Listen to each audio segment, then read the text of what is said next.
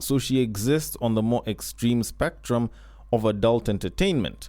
Now, you take that to the next level and you decide to get pregnant, of which I probably should have mentioned this as like the first thing, but I genuinely do feel sorry for the guy who's not. The royal penis is clean, Your Highness. Welcome to the Breakdown Podcast, where I talk about love, sex, and relationships from a guy's perspective, as well as a bunch of other guy shit. The man on the mic is a man who might find it hard to breathe if you've got that asthma. He's also a man who does include running his mouth in his cardio routine. It is none other than your tall, dark, and mildly handsome man, Sir Denver B. And I am here to talk about some of the good, some of the bad, but definitely the extremes.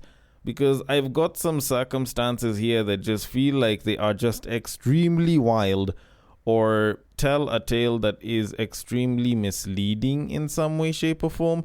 So, if not properly understood, could actually have some negative impacts on society.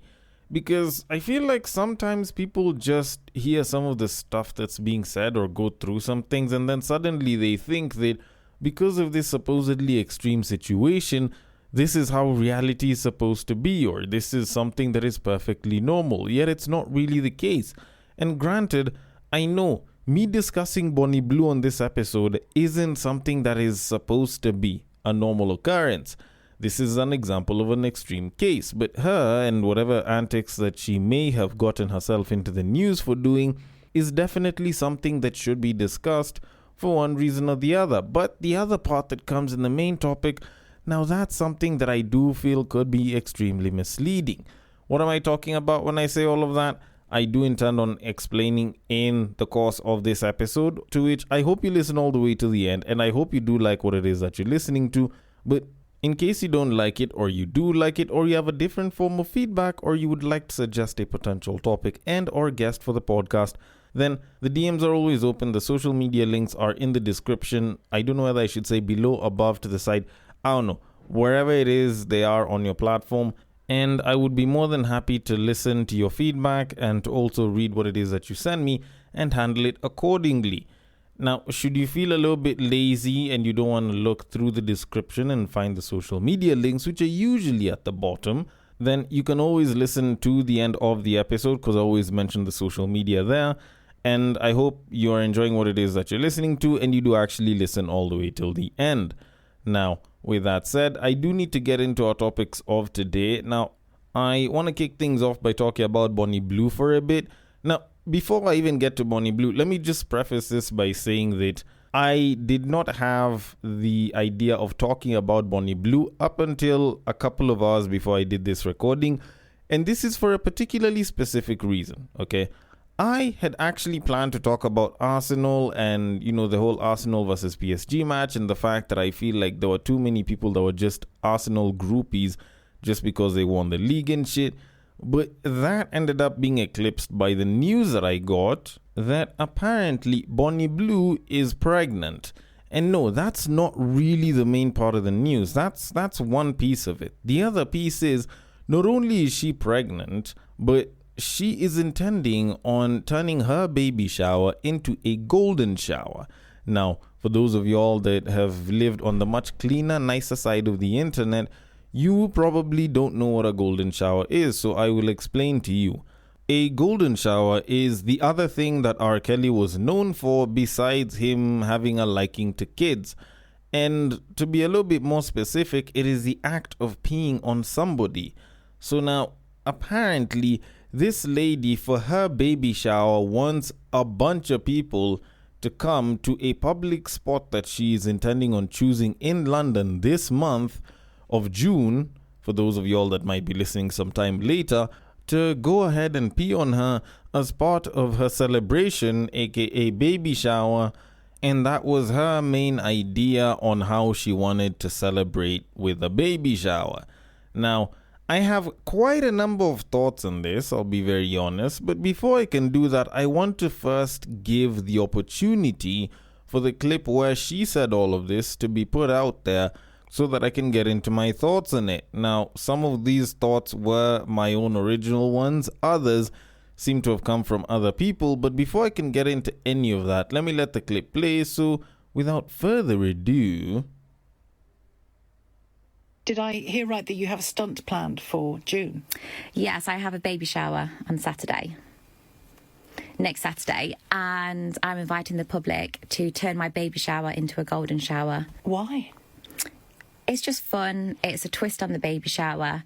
I'll be having sex with the people as well as... And it's going to be like a mixture of wholesome baby shower games, like the traditional trying different baby food, along with other fluids added in there. Now I'm uncomfortable. This is your baby. This is your child. Yeah. Again, my body, this is what I'm choosing. Do you not see that in any way as a denigration of your baby? No, like, it is difficult because I don't want to sexualize the baby. Okay, so let's get this straight. This woman, by the name of Bonnie Blue, has decided that not only is she having a baby. Mind you, for those of you all that don't know who or what Bonnie Blue is very well known in the more secular and more adult entertainment side of the world as the woman that has slept with hundreds of guys within a 24-hour period, and she has attempted to break certain records like that, and she seems to be particularly proud of it, okay? Now, not only did this woman get pregnant, which, I'm not saying that she shouldn't be able to, but, like she said, her body, her choice. But she decided that for her baby shower, she is going to have people pee on her. And she also added that she is going to allow people to, get early access to the birth canal, which her baby is supposed to get access to and come out of. Like, do you realize just how wild this shit is? Because I do. And I don't know, maybe it's just me, but I have a theory. And I will explain why in a bit after I say a couple of the other thoughts. But I have a theory that this isn't really something that she's trying to do, and she might actually be playing us all with a particular reason in mind. But before I can explain that, let me just get into some of the stuff that people are saying, because I remember, like, when I was looking through the comments, a lot of people were busy talking about how they need to get child protective services to take away the kid. Some people were even asking if child protective services can basically take the kid even before it's born or as soon as the kid is born. And it was all people that were just talking about how this babe genuinely seems like she is crazy. Other people were even referring to her as a demon, and they were like, oh, this woman is clearly demented or is been attacked by some form of like spiritual entity. Like, people were saying all sorts of shit. And honestly, while I don't think that most of what they were saying is particularly wrong, I can totally understand why they would say such a thing, because, well, suffice it to say, this is actually quite crazy.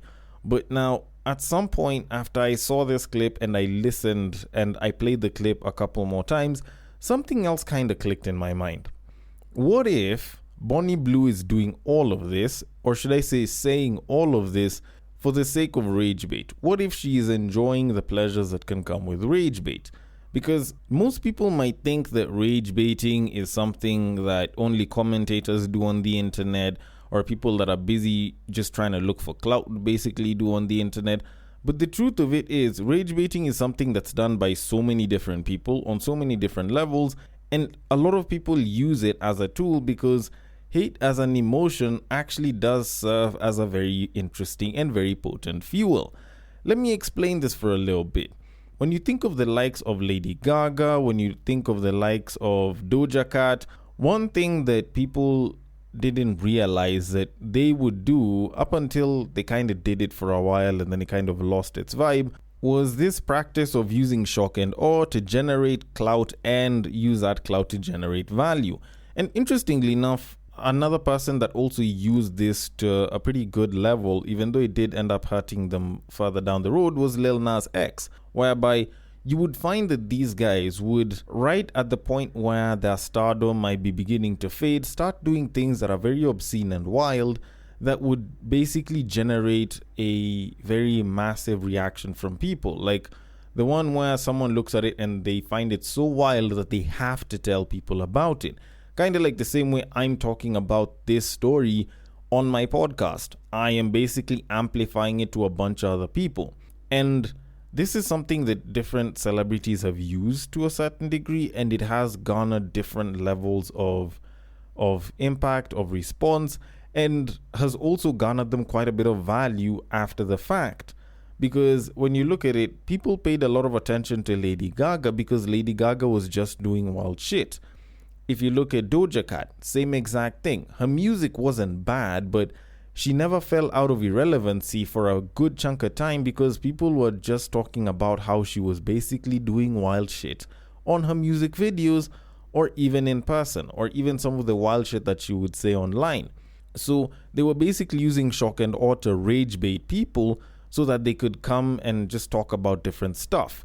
I feel like Bonnie Blue's doing the same exact thing because she is the epitome of a wild content creator as far as adult entertainment is concerned, because the whole sleeping with like 500 guys, 800 guys, she's done the whole thing that has basically made her a household name in the adult content creation industry, not necessarily because she's a great performer or she's super beautiful, but because she has just done obscene acts. So she exists on the more extreme spectrum of adult entertainment.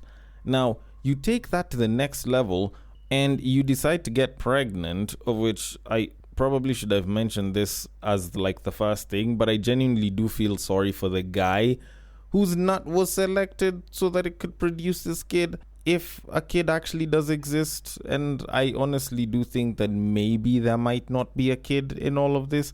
But anyways, that's sort of besides the point. She decides to get pregnant, then says that she is going to be in a public spot ready for people to basically do a golden shower on her and also bang her within that particularly public spot. Like, I feel like that's just her basically rage baiting people, because if anything, it means that more and more people will be looking up to search who Bonnie Blue is, and the people who know of Bonnie Blue will probably want to find out if what she's actually talking about actually does come to pass. Whether it does or it doesn't come to pass, people will be looking for her, and some of that will translate to people that might actually end up subscribing to her OnlyFans. So for the people that didn't know about her, now they do. For those that knew a little bit about her, now they probably know a little bit more. And for those that have always known about her, it might be the extra push that they might get, if not, that they might have, to amplify the story to other people, to which some of them might end up actually paying for her OnlyFans.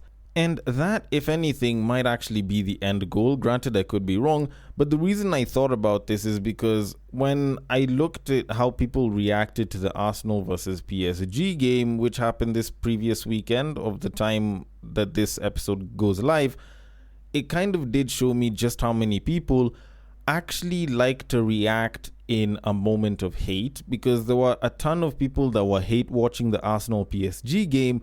So for the most part, it's not like the majority of the people that watch the Arsenal PSG game were either Arsenal supporters or PSG supporters. It was just supporters of other teams that were hate watching because they didn't want either Arsenal or PSG to take it, of which for the most part it was actually Arsenal. So if anything, I do think that this is probably rage bait for the most part. And with that said, considering that I have eaten into quite a bit of time, I am going to leave it at that and move it on to our main topic of this episode. Now, I have had a lot of discussions on this podcast about going on the date and also dating and money in general, but I don't always have the discussion of whether someone should date when they don't have money, or if they can date if they don't have money. Because for the most part, I haven't really felt like that's a discussion that's really had to be had. Just mainly because, a lot of people believe that if you don't have money, you really shouldn't be dating. Now, while I don't hold that particular sentiment, I do believe that you probably should have some money by the time you are putting yourself into the dating market, or even trying to have some sort of a relationship out here. Just simply because if you're a guy and you're doing that, then you definitely should be in a more resourceful position. And if you're a babe and you are trying to go into the dating market with no money, then there's a pretty good chance that you're either going to be treated like shit, or you're going to be complaining, yet you yourself can't even hold your own. But, that's kind of besides the point. I normally speak for guys for the most part, just because the whole idea of dating and money tends to affect guys most of the time. But I stumbled across a particularly interesting TikTok video recently where a babe was saying that if you don't have money, then you shouldn't be dating at all. And her next preface that she said after that is, you need money for you to be in a relationship, which kind of rubbed me the wrong way. Not because I have anything against this babe, but just mostly because I feel like that rhetoric has basically been used to a certain extreme, which has kind of hurt dating for a lot of young people. So whenever I hear it, I just know that someone's about to spew a bunch of BS and is going to make it seem as though, especially if you're a guy, you have no business dating, not unless if you're doing super, super well for yourself. But what I found in that video wasn't exactly that. It was actually something that was a little bit more towards the other side of the spectrum, but it still did make me wonder if probably there might be an issue to this. Not necessarily the whole rhetoric, but the fact that you actually do need to have money so that you can date. Now, I am going to let a bit of the clip play, not all of it, and I'll explain why in a bit so that I can get into my thoughts on it, and also point out that while a lot of dating nowadays does seem to need more and more money, I don't think that should really be the case. But instead of talking too much about it, let me just let some of the clip play. So without further ado... What did Justin Bieber say? As long as you love me, we could be starving, we could be homeless, we could be broke. Usiwahi kwenye motela. Guys, you need money to be in a relationship. A relationship requires money to flourish. It does. It does. So how are you going to go on dates? How are you going to go on dates? How are you going to gift each other if you don't have the finances? And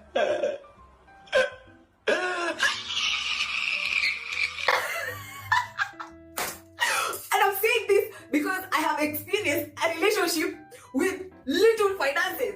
But before tuingie kwa story, ukiona hizo kabati hapo nyuma, you know what time it is?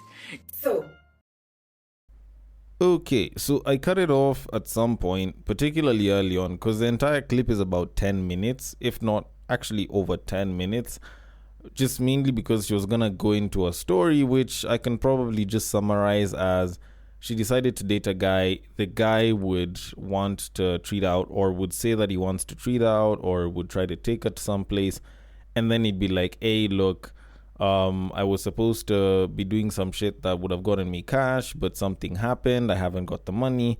Would you mind paying for this? I'll refund you. And then also during Valentine's, he made it seem as though they were supposed to go for dinner and everything. He asked her to dress up, and he met up with her, and all they did was take a walk. And when he ended up buying her flowers, he ended up asking for money so that he could take a matatu back home because he didn't have any money, and he had used that money to buy flowers. So technically, she kind of bought the flowers for herself, just sort of indirectly.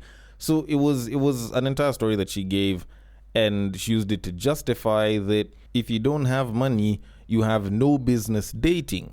And, you know, all of that seems particularly fine. It's just, I would probably argue that a guy that is absolutely having no money, not dating, is kind of par for the course. Like, I feel like a guy that doesn't have anything, really, like has zero money, is barely, able to make ends meet, probably wouldn't even be thinking of dating at that point in time because they need to focus on survival. But, then again, that's just me. Also, I forgot to mention the name of the creator that did this video. Her name is Alwatch, or at Adut Alwatch on TikTok. And she normally tends to do stories of like stuff that happened either in her life or from someone else. I don't know.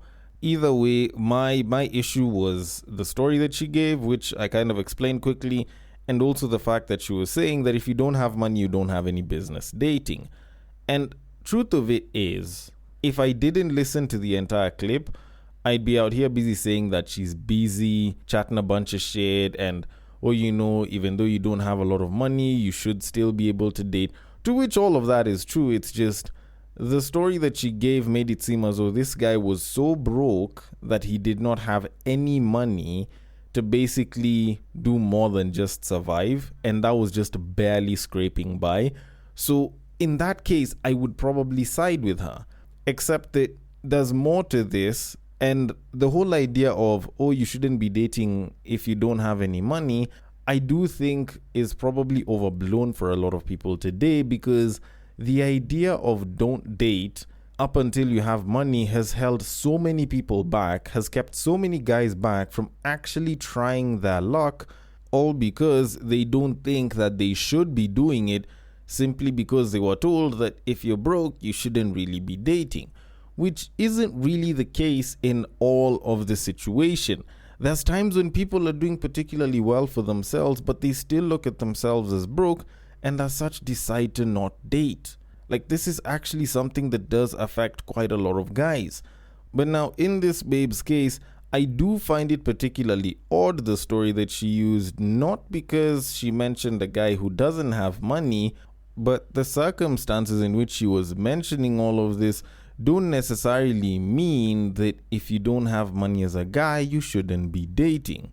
Let me explain. Now, if you do actually listen to the entire clip, of which, by the way, considering that I didn't play the full thing, I will have it linked in the description of this episode so that you can listen to the entire thing. So, as I was saying, if you do actually listen to the entire clip, you find out that this guy, while he didn't have money, was never honest about the true situation that he had in his life. He was never honest about the fact that he didn't have money. He would just not have money and then go and expect them to do some things and be like, hey, look, there was this thing that was supposed to have happened for me to get some money, but I didn't get some. You mind spotting me? I'll see how to figure it out later, or I'll pay you back. Like that I don't think is a money problem per se. I feel like that's more of an honesty problem, in that if he told the babe that he didn't have money to do whatever it was that he was doing, they could have just found an alternative to it. Because, like, if you're interested enough in someone, usually, and I'm not saying all the time, but usually, oftentimes, you find that the person that is really, really into you is willing to make some sort of compromise so that they can spend time together with you, not because, like, they really don't care about it, but because they care a lot more about spending time with you than what it is that you guys are going to do. And I know this for a fact because I have actually been with a babe who at some point actually straight up told me, yo, even though we're just meeting up and taking a walk, provided I get to spend time with you, that is what is most important to me. So in my opinion, I feel like her issue was more of an honesty issue, not necessarily a money issue. But honesty aside, looking at the issues with money, do I think that you need money to be in a relationship or to date? My answer for the past 5, if not even all 6 of the years I've been doing this podcast, is probably going to be the same one, which is yes, you do need money for you to be dating. And the justification I've always given is dating is an investment, relationships are an investment, and you can't invest if you don't have the capital to invest. Now, this is something that I have spoken about a lot, okay? And it's something that I've been very straightforward and very firm on. But at the same time, over time and, with a little bit of experience in there, I can probably say that you don't need that much money whenever it comes to dating. The problem is we believe that you need a lot more money than you actually do to actually date or to actually be in a relationship with someone. And the reason I say this isn't because I'm just trying to make it seem as though, you can date at whatever budget. It's because there's people that have managed to date to the point where they've even had kids and build a lot more of themselves, and they started off from literally close to nothing. And you find that even though they didn't build themselves into this powerhouse of a couple, there are still couples among people that are, suffering with poverty. Is it that these guys got money so that they could get into relationships and then it ran out? No. So if anything, it is the proof that we need to say that you do not need a lot of money or even like too much money to actually go out and date. I do think that there are a lot of people, more so women, that do think of dating in this whole fairy tale, perfect setup type way. But the truth of it is, dating and being in a relationship is more about getting to know someone and getting close to them and actually spending time with them, as opposed to you actually getting your dream date. Just saying. But, then again, for the most part, if I say such a thing to women, they usually tend to think that I'm just speaking from a point of lacking or scarcity, yet I need to have an abundance mindset. And for that, I will say that I don't think that you need that much money, because if anything, money is usually meant to enhance the experience, not necessarily make it. And the reason I say this is because over the years, there are people that have actually done enough studies to show that the average cost of the date has actually been going up, and it has moved up from one level to another. But when I look out here, it's not like the relationship quality or, the number of relationships out here has been increasing one after the other in relation to those costs. Now, don't get me wrong, it's not like I have studies, stating why everyone has been dating and, what has made great partners or anything. But at least I can say that when it comes down to it, we have been spending more money on dates, but it hasn't particularly translated to us having better experiences or us getting into better relationships. So I do think that that's a given. Also, I do believe that if the both of you are genuinely interested in each other, then the problem isn't really someone spending money on you on the date or for the date. It is more about you guys actually spending quality time together, and you can get that shit done with a good amount of creativity to actually substantiate for the money. Let me give you a particularly good reasoning for that, which actually goes back to something that some guys usually talk about whenever it comes to their birthday, because women for a long time have come out and they've said, we don't know how to gift men because men usually don't say what it is that they want, blah, blah, blah.